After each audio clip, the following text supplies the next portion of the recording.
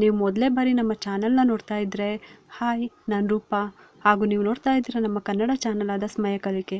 ನೀವಿನ್ನೂ ನಮ್ಮ ಚಾನಲ್ಗೆ ಸಬ್ಸ್ಕ್ರೈಬ್ ಆಗಿಲ್ಲ ಅಂದರೆ ಈ ಕೂಡಲೇ ಸಬ್ಸ್ಕ್ರೈಬ್ ಮಾಡ್ಕೊಳ್ಳಿ. ಹಾಗೆ ಪಕ್ಕದಲ್ಲಿ ಕಾಣುವ ಬೆಲ್ಲೈಕನ್ನು ಪ್ರೆಸ್ ಮಾಡಿ ಆಲ್ ಅಂತ ಟ್ಯಾಪ್ ಮಾಡೋದನ್ನು ಮರಿಬೇಡಿ. ಇವತ್ತಿನ ವಿಡಿಯೋದಲ್ಲಿ ನಾವು ಶ್ರೀರಾಮನಾಮವನ್ನು ಬರೆಯೋದರ ಫಲವೇನು, ರಾಮನನ್ನು ಹೋಲಿಸಿಕೊಳ್ಳುವ ಒಂದು ಸರಳವಾದ ಮಾರ್ಗವನ್ನು ತಿಳಿಸ್ತಾ ಇದ್ದೀನಿ. ಶ್ರೀರಾಮಚಂದ್ರ ಭಕ್ತಿ ಪ್ರಿಯ, ನಂಬಿದ ಭಕ್ತರಿಗೆ ಸದಾ ಒಳಿತು ಮಾಡ್ತಾರೆ ಅನ್ನುವಂಥ ನಂಬಿಕೆ ಅವನ ಭಕ್ತರದ್ದು.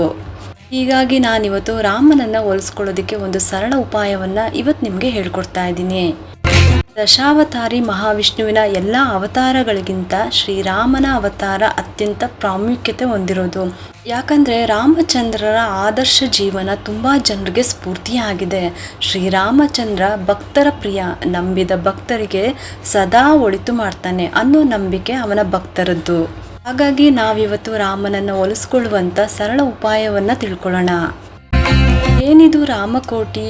ರಾಮಚಂದ್ರ ಹೆಸರನ್ನು ಒಂದು ಕೋಟಿ ಬರೆಯೋದನ್ನು ರಾಮಕೋಟಿ ಅಂತ ಕರಿತೀವಿ. ಶ್ರದ್ಧಾ ಭಕ್ತಿ ಇರೋರು ಯಾರಾದರೂ ಈ ಶ್ರೀರಾಮಕೋಟಿಯನ್ನು ಬರಿಬೋದು.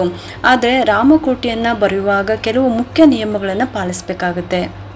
ಹಾಗಾದರೆ ಬನ್ನಿ, ರಾಮಕೋಟಿ ಬರೆಯೋದಕ್ಕೆ ಇರುವ ಆ ನಿಯಮಗಳು ಏನು ಅನ್ನೋದನ್ನು ತಿಳ್ಕೊಳ್ಳೋಣ. ರಾಮಕೋಟಿಯನ್ನು ಬರೆಯೋದಕ್ಕೆ ಒಂದು ಒಳ್ಳೆಯ ಬಿಳಿ ಪುಸ್ತಕ ಅದಕ್ಕೆ ಬೇಕಾಗುತ್ತೆ, ಮತ್ತು ಹಸಿರು ಬಣ್ಣದ ಪೆನ್ನ ಸಿದ್ಧ ಮಾಡ್ಕೋಬೇಕು. ಇದನ್ನು ನೀವು ಪುನರ್ವಸು ನಕ್ಷತ್ರ ಅಥವಾ ಶ್ರೀರಾಮನವಮಿ ದಿವಸ ನೀವು ಬರೆಯೋದಕ್ಕೆ ಶುರು ಮಾಡ್ಬೋದು.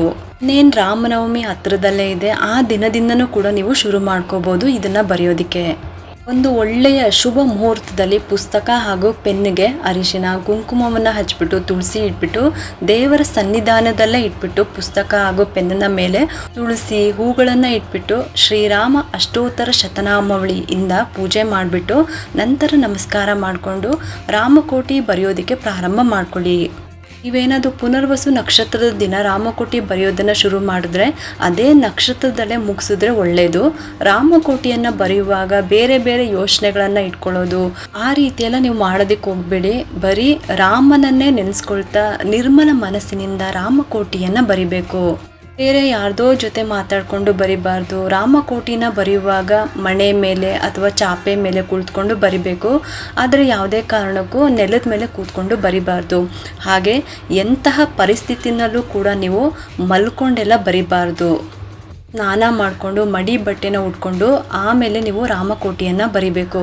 ರಾಮಕೋಟಿ ಬರೆಯುವ ಪುಸ್ತಕದಲ್ಲಿ ಬರೀ ರಾಮನಾಮ ಮಾತ್ರ ಇರಬೇಕು, ಬೇರೆ ಯಾವ ಅಕ್ಷರಗಳಿಂದ ಇರಬಾರ್ದು. ಇದನ್ನು ನೆನ್ಪಿಟ್ಕೊಳ್ಳಿ. ಇನ್ನು ಗರ್ಭಿಣಿ ಸ್ತ್ರೀಯರು ಮತ್ತು ತಿಂಗಳ ರಜೆಯಲ್ಲಿರುವಂಥ ಸ್ತ್ರೀಯರು ರಾಮಕೋಟಿಯನ್ನು ಬರಿಬಾರ್ದು. ಹಾಗೆ ಮನೆಯಲ್ಲಿ ಯಾವುದೇ ಸೂತಕ ಇರಬಾರ್ದು. ಹೀಗೆ ಒಂದೇ ಪದವನ್ನು ಅನೇಕ ಸಾಲಿ ಬರೆಯೋದ್ರಿಂದ ಏಕಾಗ್ರತೆ ಹೆಚ್ಚಾಗುತ್ತೆ. ಆ ಶಕ್ತಿ ಏಕಾಗ್ರತೆಯಲ್ಲಿರುವಂಥ ಶಕ್ತಿ ಹೆಚ್ಚಾಗುತ್ತೆ. ಸಹನೆ ತಾಳ್ಮೆ ಹೆಚ್ಚಾಗುತ್ತೆ. ಮನಸ್ಸಿಗೆ ಪ್ರಶಾಂತತೆ ದೊರೆಯುತ್ತೆ. ನಮ್ಮ ದೇಹದಲ್ಲಿ ಸಕಾರಾತ್ಮಕ ಶಕ್ತಿ ಹೆಚ್ಚಾಗಿ ನಾವು ಅಂದ್ಕೊಂಡಿರುವಂಥ ಎಲ್ಲ ಕೆಲಸಗಳಲ್ಲಿ ವಿಜಯ ಸಿಗುತ್ತೆ ಅನ್ನೋ ಅಂಥ ನಂಬಿಕೆ ಇದೆ. ಇನ್ನು ರಾಮಕೋಟಿ ಬರೆಯೋದು ಪೂರ್ತಿ ಆದಮೇಲೆ ರಾಮಕೋಟಿ ಪುಸ್ತಕದ ಮೇಲೆ ಅರಿಶಿಣದ ಬಟ್ಟೆಯನ್ನು ಒದಿಸ್ಬಿಟ್ಟು ನಂತರ ಅದನ್ನು ರಾಮನ ಪುಣ್ಯಕ್ಷೇತ್ರಗಳಿಗೆ ಅದನ್ನು ತಲುಪಿಸ್ಬಿಡ್ಬೇಕು. ಈ ರೀತಿ ಮಾಡೋದ್ರಿಂದ ನಮ್ಮ ಜೀವನ ಪಾವನವಾಗುತ್ತೆ ಅನ್ನೋ ಒಂದು ನಂಬಿಕೆ. ಈ ರೀತಿ ನೀವು ಶ್ರೀರಾಮಕೋಟಿಯನ್ನು ಬರೆದ್ಬಿಟ್ಟು ನಿಮ್ಮ ಆಸೆ ಆಕಾಂಕ್ಷೆಗಳು ಏನಿರುತ್ತೆ ಅದನ್ನು ಈಡೇರಿಸ್ಕೊಳ್ಳಿ.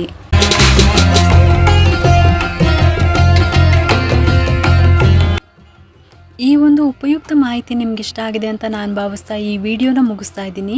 ಈ ವಿಡಿಯೋ ಏನಾದರೂ ನಿಮ್ಗೆ ಇಷ್ಟ ಆಗಿದ್ದರೆ ಒಂದು ಲೈಕ್ ಮಾಡಿ, ಶೇರ್ ಮಾಡಿ ಮತ್ತು ಸಬ್ಸ್ಕ್ರೈಬ್ ಮಾಡಲು ಮರಿಬೇಡಿ. ಯಾಕಂದರೆ ನೀವು ಮಾಡೋ ಒಂದು ಸಬ್ಸ್ಕ್ರೈಬಿಂದ ನಮ್ಮಂತಹ ಸಣ್ಣ ಸಣ್ಣ ಚಾನಲ್ಸ್ಗೆ ಒಂದು ಸಪೋರ್ಟ್ ಮಾಡ್ದಂಗೆ ಆಗುತ್ತೆ.